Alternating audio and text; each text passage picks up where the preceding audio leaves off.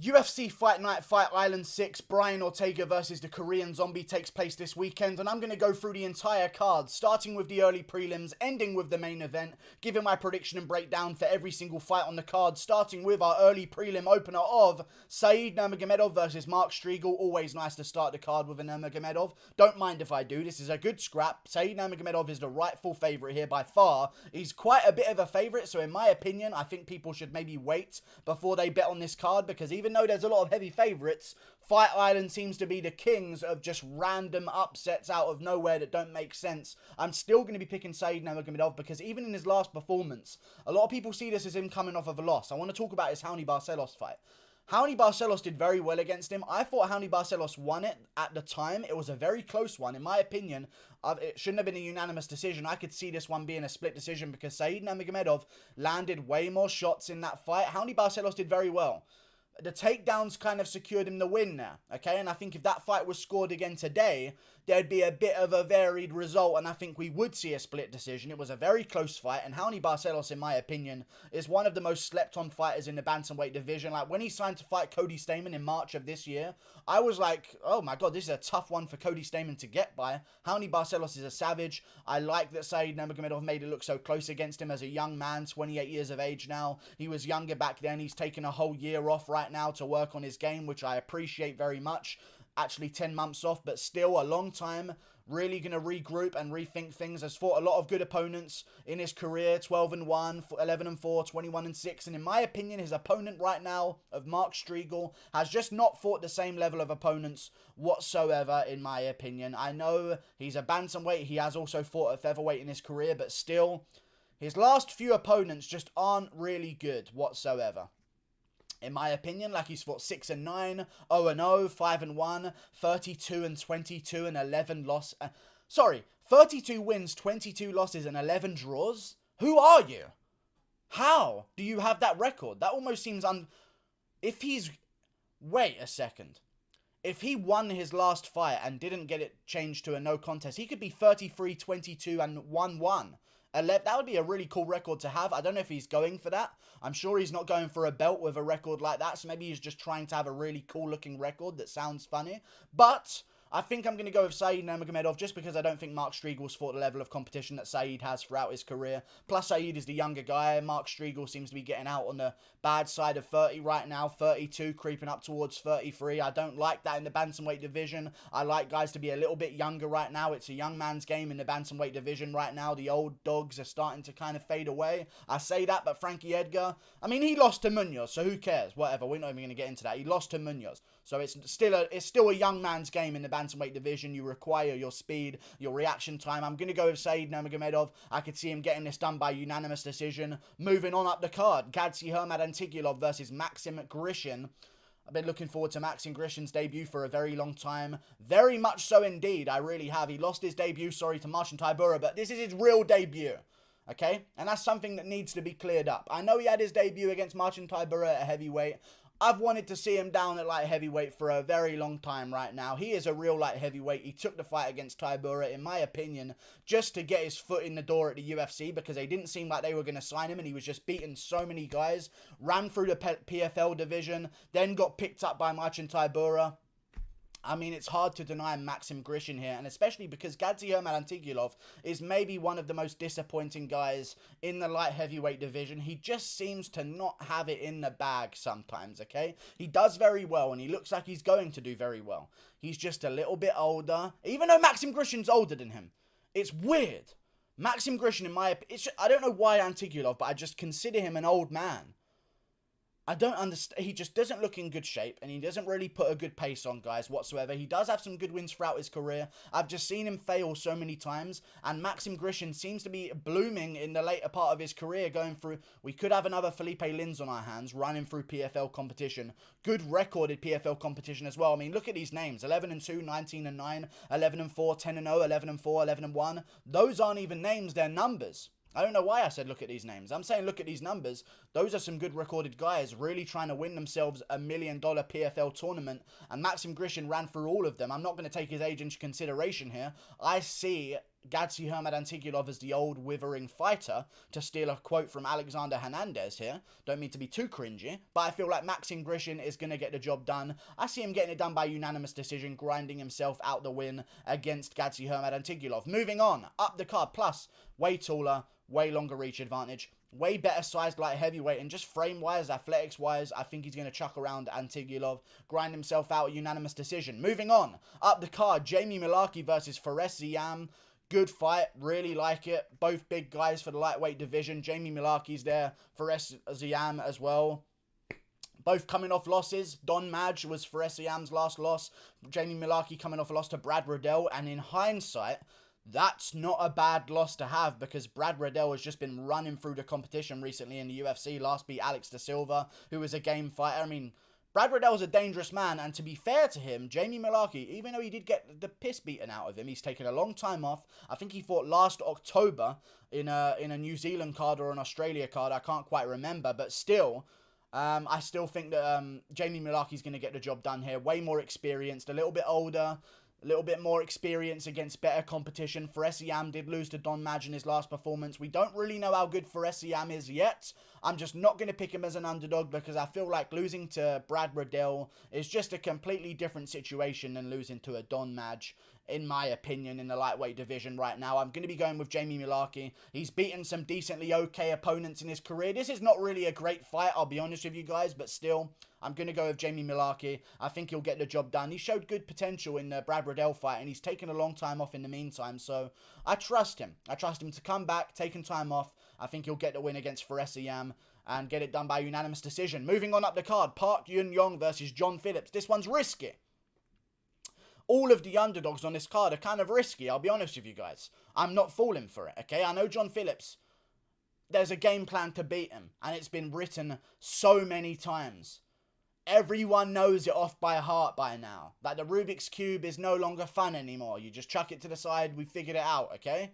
All the squares are filled in the same colour. John Phillips, you've been figured out, kind of, okay? You just kind of wait for him to swing his autistic overhands, and then you double leg underneath. And Yun Yong Park is an amazing grappler. Had some good work against Marc-Andre Barriault not too long ago. Had a great grappling game there. And if you can out-grapple Marc-Andre Barriault, listen, Marc-Andre Barriault made the Krzysztof Jotko fight look very close. Went to a split decision, and Jotko's no joke in that division, especially in the grappling department. I think I'm going to go with Park Yun-Yong, just baiting out the shots from John Phillips, ducking underneath them, getting himself the takedown, and maybe even getting this done by a rear naked choke in the second round. John Phillips coming off a beat down against Khamzat Chimaev as well, so that's obviously not the best situation to be in. I think Park Yun-Yong's going to get the job done, taking time off, looks a little bit better in his fights, beat Marc-Andre Barriault, lost to Anthony Hernandez, but was doing well in that fight before the eventual finish. I'm going to go with Park Yun-Yong getting it done. Okay? I really think I am. John Phillips is very good, and he does have power. I've just seen him lose so many times. I'm losing hope in picking him to win fights because I just don't see it happening anymore. I think he's finally going to come to the end. 29-year-old Park Yun-Yong, 35-year-old John Phillips. He's had a long career. I think he's going to lose to Park Yun-Yong and just get grinded out against the cage, eventually taken down. There's always a chance he lands that haymaker. I just don't think I'm going to pick him against Yun-Yong. He's a little bit more technical. He'll bait out the shots from Phillips, push him against the cage, grind him out, take him down, work him for a unanimous decision win. It's going to be competitive in my opinion, but Park Yun-Yong will retain ground control to a unanimous decision victory, 30-27. Moving on up the card, Claudio Silva versus James Krause. Why is it on the prelims? I don't know why. Claudio Silva's a monster in a division and he needs to be taken seriously. However, James Krause, in my opinion, is a really good fight to have on short notice. I mean, Claudio Silva was originally supposed to be taking on Muslim Salikov. James Krause stepping in to take on Claudio Silva. This is a perfect matchup for James Krause. He doesn't get submitted. He's kind of reached a point in his career where his jiu-jitsu game's very good. He's been submitted on The Ultimate Fighter by the guy who tested positive for steroids, by the way, and was definitely on them, and I don't know how no one really picked up on that during the show. He was 100% on them. I'm talking about Jesse Taylor, by the way. We all know the story. But still, James Krause, very good. Just submitted King Mo, by the way, in a grappling tournament. Thought I'd mention that. Stepped in on short notice against Trevin Giles, up a weight class at middleweight. No problem, wins that fight. I'm calling it a win because it was a win. It was a disgrace that they gave it to Giles in the first round when Krause had his back for 4 minutes. But still, that's so weird to me. Kraus had Giles' back for 4 minutes. 3 minutes of first round. Had his back. Doesn't even get the round. Someone takes Gutierrez's back in his last performance, gets a 10-8 round. I don't understand sometimes. I'm going to go with James Krause, though. In my opinion, Claudio Silva, there seems to be a level of awareness of grappling where he can't quite get the submission as nice as he would like to. Now, he does come in sometimes and just destroy guys on the ground. But then you saw in the Danny Roberts fight, Roberts, I mean, there was, 4 submission attempts in the Danny Roberts fight overall. I know Claudio Silva officially got the armbar finish, but it really wasn't. Danny Roberts just sort of was in pain, made a noise because he was in pain, and the referee saw it as a verbal tap. But Danny Roberts, at the end of that fight, was out of the submission. Before the referee stepped in, Danny Roberts was transitioning out of that submission, and he had 4 goes on Danny Roberts before then as well. I just think if someone the level of Danny Roberts can escape your submission game, you legendary jiu-jitsu practitioner, and if someone of the age of 23, Leon Edwards, can escape your submission game and be close in submissions and escape them, Mr. Jiu-Jitsu specialist, I think I'm going to go with James Krause to evade the submissions, earn his way into the 3rd round, because we also saw in the Danny Roberts fight that Claudio Silva was really starting to slow down in that 3rd round. I think it's a good matchup for Krause on short notice. We saw he could go hard 3 rounds up a weight class against Giles at middleweight on a day's notice. Now he's got a week or 2 maybe. I don't know actually how long he's had. I think it's 2 weeks overall. I think he'll have a good time against Claudio Silva, and I could see him getting a TKO in the 3rd round. He's fought jiu-jitsu guys before in Sergio Moraes, another black belt in jiu-jitsu at welterweight who was very dangerous at the time, and Krause kind of shut him down, finished him in the 3rd. Wale Alves, very strong guy, very dangerous guy at the time. James Krause steps in, shuts him down, finishes him. I'm going to go with James Krause, breaking down Silva, maybe getting his back taken in the 1st round, or being in bad submission positions in the 1st round, escaping them. Silva's going to start seeing that the submission isn't really going to be there. In the 2nd round, it'll be close. In the 3rd round, I think Krause will start to take over, earn himself the TKO finish. Moving on up the card, Gillian Robertson versus Poliana Botelho. I'm not going to pick Poliana Botelho to win. She's very good. I'm going to pick Gillian Robertson. She's beat much better opponents. She's got a good ground game. She showed that against Courtney Casey in her last performance, which doesn't really mean anything because it's Courtney Casey, but this is women's MMA. This is women's MMA. But Poliana Botelho has not fought in a very long time. That's something that we do need to mention as well. So when women's MMA comes into things, there's no way of telling what's going to happen whatsoever. I'm going to go with Gillian Robertson getting a unanimous decision win. She's better. She's been more active. She's competed in grappling as well. She's been active this year. I think she fought in August of this year, not too long ago, actually. Let me check. I don't know when she last fought, but I think it was a good win against Courtney Casey in June. Sorry, not August. She's turning around now. She's been active. Poliana Botelho has not fought since April of 2019, which is a year and a half ago. That is a very long time to be out of the cage, and her last performance was against Lauren Mueller, who was 5-1 at the time, now 5-3. Gillian Robertson, in my opinion, just I think is a bit better than her in the grappling. Younger, hungrier, got some momentum. I think she'll get it done and grind her out a unanimous. No! I'll go with a submission win for Gillian Robertson in the 2nd or 3rd round, or ground and pound. But I'll go with a rear naked choke submission for Gillian Robertson in the 3rd round of the fight. Moving on, Mateusz Gamrot versus Guram Kutateladze. Kutateladze. I was right the first time. I don't know why I questioned myself. Mateusz Gamrot. Jesus, these names on this card this weekend are going to be horrible. I'm going to have to commentate this live. I'm going to lose my mind. Mateusz Gamrot, though, very dangerous guy. Looking forward to his debut as well. I feel like it's been a long time in the making. Been fighting over at KSW for a very long time now. Good thing about fighting at KSW right now is that they have events on during 2020. So he's fought many times in 2020. He's fought twice in 2020. Fought Norman Park in July. Fought Marianne Zillo in August. Got the win there as well. Unanimous decision. And Norman Park is a guy I have a lot of respect for. And I know it says Dr. Stoppage, it's because he busted up Norman Park's eye. He's beaten Norman Park 3 times already, okay? One of them was a no contest, but Norman Park's a guy who, outside of the UFC, put some good wins together, and it just showed that Mateusz Gamrot is the real deal, because Norman Park, I know, didn't have the best of times in the UFC, and maybe got there a little bit too early, in my opinion, but since leaving it, won good fights, 14-7, 11-5, 14-7, 10-6, 19-7, 14-5. Like, he's won against good opponents.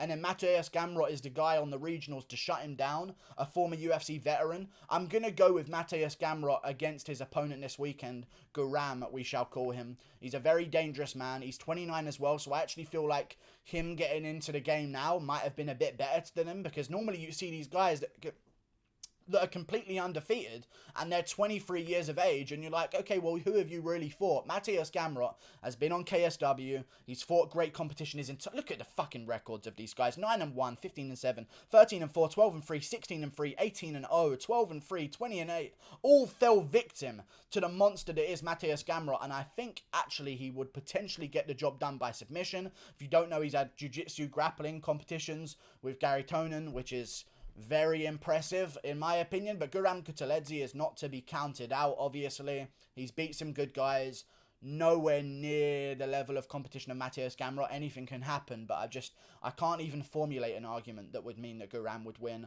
I'm very high on Mateusz Gamrot. I hope he gets the job done, and I think he is going to get the job done. I'll say by TKO in the second or third round, or in any way a finish as the fight goes on in the second and third. He'll grind him down a little bit first. Mateusz Gamrot gets the job done. Moving on, Thomas Almeida versus Jonathan Martinez.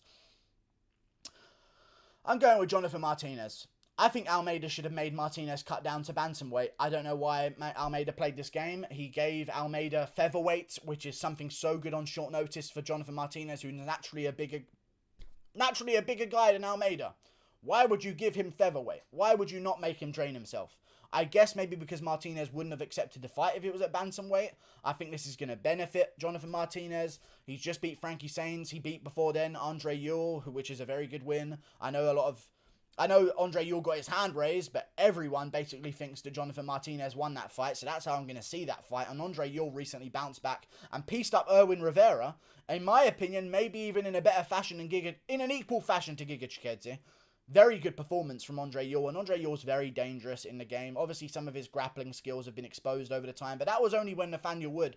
People talk about how Andre Ewell had no answer on the ground against Nathaniel Wood. They also forget that Nathaniel Wood busted up Andre Ewell's legs completely with inside leg kicks in that first round. He had no strength in his legs going into that fight, so he had no way to escape. He's very good. I think Jonathan Martinez is very good as well. In my opinion, I consider him on a 4-fight win streak right now. Very dangerous. And I think he's going to go out there and beat Thomas Almeida. Almeida got head kicked by Font in his last fight. He's been out for a very long time. Eye injury, hand injury, this injury, that injury. He could come back and shock the world and get right back on track. And I think if he wins against Martinez, he should take that number 15 ranking, because he was on a bit of a roll. But then I say he was on a bit of a roll. Brad Pickett ain't around no more. You know, like that ain't a big win anymore. You know what I'm saying, guys? I do respect him, but, you know, I respect Almeida. I just feel like sometimes the game changes, you know, and that's okay. It's okay when the game changes sometimes. You don't have to evolve with the game, okay? I'm just looking at 2016, and I'm seeing Albert Morales, who's 7-4 right now. You know, when I'm seeing 2015, I'm seeing Anthony Burchak. You know, I'm seeing Yves Jalbin. I'm seeing names that I've never heard, okay? And I don't think they're the same names anymore in that division. The bantamweight division has leveled up tremendously, and I think that Jonathan Martinez is going to get a TKO finish in the second round with a head kick finish, and it's a bad matchup for Thomas Almeida. I really think so. Jonathan Martinez on short notice, younger guy, rises to the occasion. I think he'll get it done over Thomas Almeida. I don't know the odds for this yet, so if someone could find them, that would be interesting. He's just a bigger guy, naturally more of a featherweight in my opinion. And Martinez is going to get it done by second round finish or late first round finish against Thomas Almeida. I've just seen Almeida finish too many times, and he doesn't take shots too well. He's been out for a while, so he's going to be... Actually, I'll go with a first round finish for Martinez, purely because of the inactivity of Almeida. I've swayed myself earlier in the fight because Almeida's been out for a while. He's going to be a bit hesitant in the first. I think Martinez will get him towards the second half of the first round. Moving on, up the card, Jimmy Crute versus Bukauskas. Great matchup. Another annoying name to pronounce during the commentary, Bukauskas, but that's okay. They don't think of us when they name their kids. That's okay. Jimmy Crute versus Modestas Bukauskas. Amazing scrap. I'm looking forward to it. In my opinion, this could be co-main event over the current one, but that's okay. We're okay with that. Jimmy Crute versus Modestas Bukauskas. Jimmy Crute coming off a huge win against Mikhail Alexejchuk in his last... Another annoying fucking name. God. Jimmy Crute coming off a huge win against Bukauskas in his last performance at UFC Auckland in February. Took a long time off, 8 months or 6 months, or 8 months, sorry, I can't count, to evolve his game. I like the way Jimmy Crute is approaching the game. A lot of guys, you see it with some guys, they jump between fight camps, and I feel like we've kind of just saw this with Yusuf Zalal. There's a level of activity which is very good. Then there's a level of activity where it's like, okay, where are you finding time to improve here? Because Zalal's holes in his game earlier in his run, they stayed there. And although he was active, and it's very good to be active, you've got to make sure that you're taking enough time, especially when you're a very young guy in the game. If you want to be active at 29 and you've got a complete game together, go ahead. You want to fight every 2 months at 29, 28, go ahead. But when you're 22, 23, 24, I like Jimmy Crute's plan. He's going about things the right way. He's evolving very rapidly. He beat Sam Alvey, and I know Sam Alvey contemplates the stoppage and complains about the stoppage as well. Like, it was... If he didn't try to walk off, it would have been over, period. Like, you basically got saved because Crute tried walk-off KOing you. You know what I mean? So, Jimmy Crute beat him twice in one night, lost to Serkinov, but also had some good... One place you don't want to be with Serkinov is on the ground. He's a black belt in Brazilian Jiu-Jitsu as Jimmy Crute. He was reversing Serkinov's positions. Fair enough, he got caught in a random fucking submission out of nowhere, but still. I think it was a Peruvian necktie. Not a Peruvian necktie, sorry. A Peruvian... I don't even know what he got hit with. Let me check it real quick. It was a weird submission. A Peruvian necktie. It was a Peruvian necktie.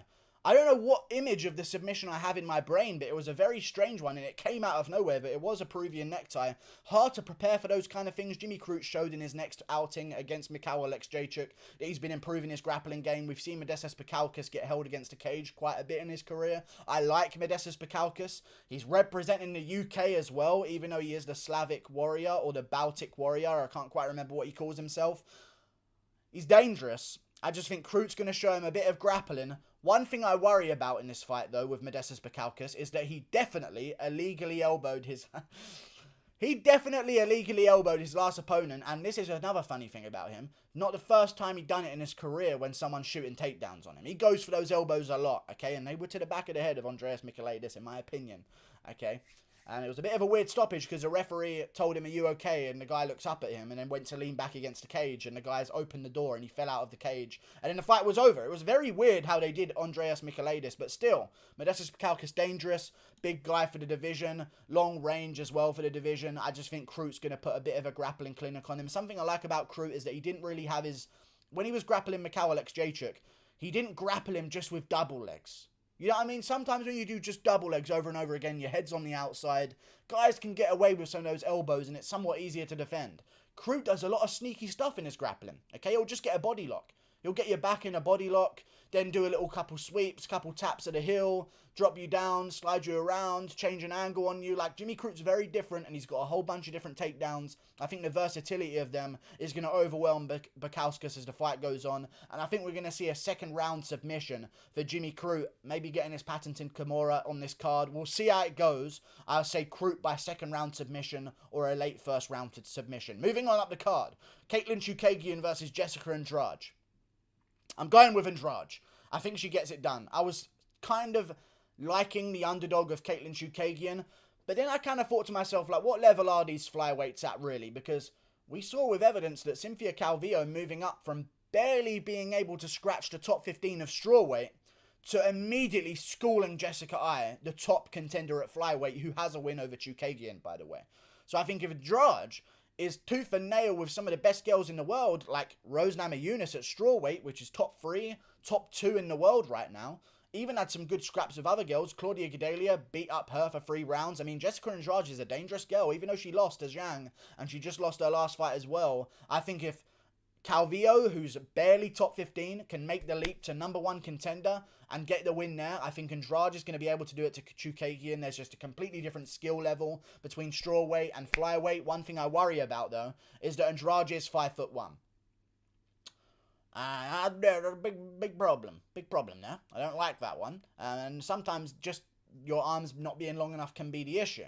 But I think even if she doesn't like to stand up, she could get this to the ground and do work there. I just think she's going to pressure Chookagian into a bit of a beating, and in the second and third round pick things up. And where Namajunas had the skill to survive, I think Chookagian won't have the composure to survive in those moments. Namajunas is an experience at the championship level. She's fought girls like Ioana and Jacek twice. She's had upper league experience. Chookagian, when things start to go wrong, it's hard for her to keep it together, in my opinion. Against Shevchenko, as soon as it went south, it was like, oh, it's really going south. To be fair, that's what happens with a lot of Shevchenko's opponents, but still, I think Namajunas has way more defensive smarts than Chookagian in terms of keeping range and keeping girls off of her.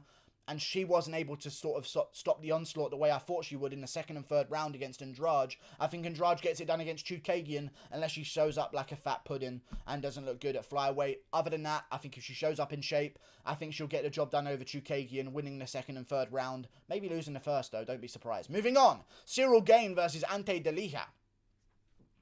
Interesting. Ante Delija is a can crusher, okay? I like Cyril Gain. I like Andrade Delija. They're both the same age, by the way. Andrade Delija is not an old guy from Russia that's been beating up everyone 17-3. You normally see a record like that at heavyweight, and you think, oh my god, this guy's been around for a very long time, because heavyweight division isn't the most active one. I'm sure we can all agree, because there's a lot of knockouts, there's a lot of suspensions. But he has fought cans, man. 12-9, 20-11, 0-1, 28-15, 0-0, 31-31, 6-5. He takes a jump up, loses to Marcin Tybura, 12-1, loses to Denis Moldarev, 6-0, beats a 6-5 guy, beats a 7-13 guy, takes a step up, loses to 28-11.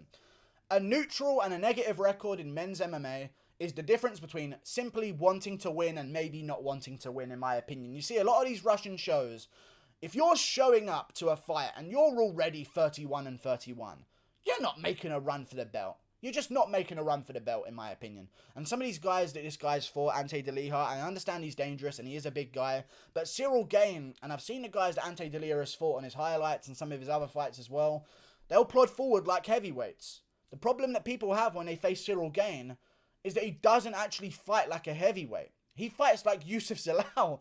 Honestly, I just mentioned Zalal earlier, but he fights like Yusuf Zalal at heavyweight. He darts around. He uses a lot of feints. He keeps you at the end of his shots. He rarely sits down and throws any big hooks or haymakers.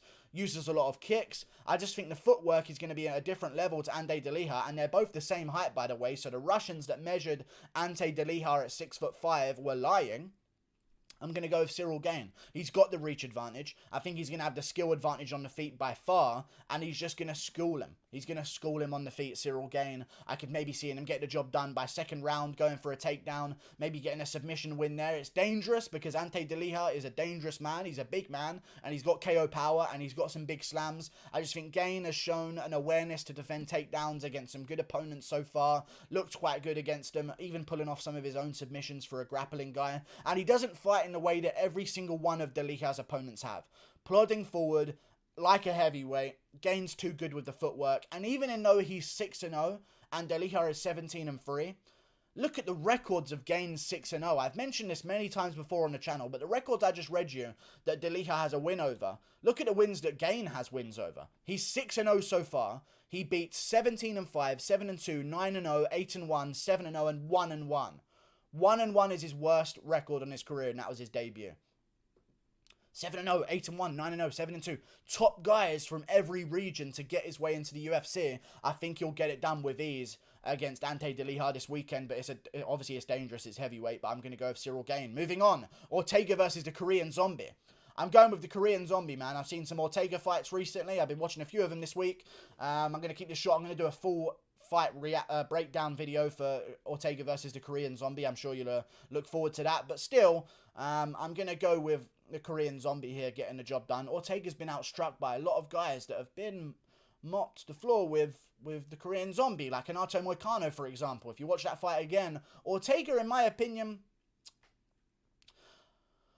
he was doing good in that fight, but I feel like it just sometimes takes him a little bit too long to engage. And I think against a guy with the power of the Korean Zombie, I think you might lose too many points. Either that be 10-8 or even getting finished. I think he will get finished here, in my opinion. I just see the Korean Zombie hitting him a little bit too hard. Not to mention Ortega's been out for a very, very long time, and the Korean Zombie was in there at the start of the year. I'm going to take a little bit of a drink because I can feel, I think a fly just flew into my mouth. Give me a second here.